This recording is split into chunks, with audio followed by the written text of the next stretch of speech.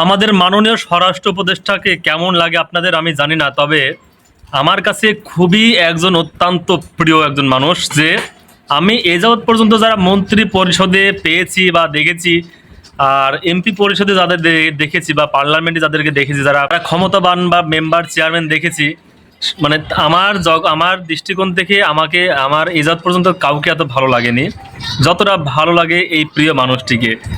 আর আজকেই এরকম রিসেন্টলি একটা পোস্ট দেখেছি, দেখে আমার আরো বেশি ভালো লাগলো।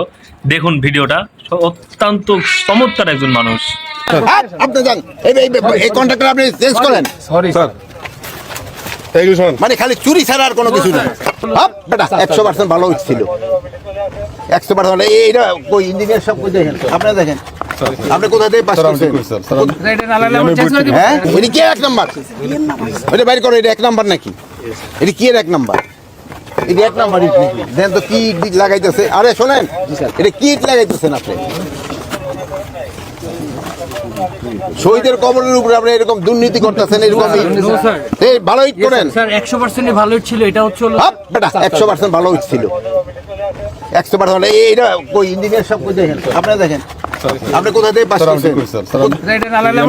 হ্যাঁ, আমরা এমন স্বরাষ্ট্র মন্ত্রী ভবিষ্যতে চাই, এমন এরকম যারা যারা স্বরাষ্ট্র উপদেষ্টা বা যারা ক্ষমতা পাবে তাদের কাছে একটা বিনীত অনুরোধ, আপনারা নিজের ব্যবহার, নিজের ক্ষমতাকে অপব্যবহার না করে মানুষের মন জয় করার চেষ্টা করুন। আপনি যান এই কন্ট্রাক্টর আপনি চেঞ্জ করেন। সরি স্যার, মানে খালি চুরি ছাড়া আর কোনো কিছু নেই। বাড়ি কই? বাড়ি কই?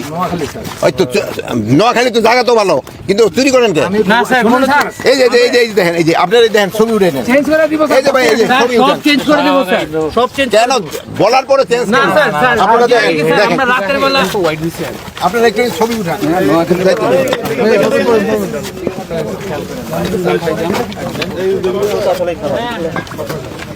এগুলি আপনারা প্রচার করবেন।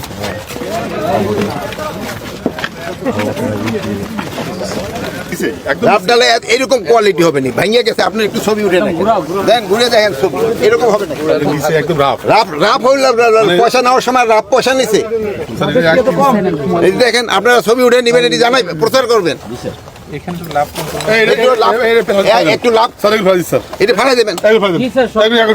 দিয়ে পাথর দিয়ে করেন। কই তুমি কি? জি স্যার, আমি এখানে মধ্যে দায়িত্ব স্যার। কিসের? মানে তুমি কম কথা বলো।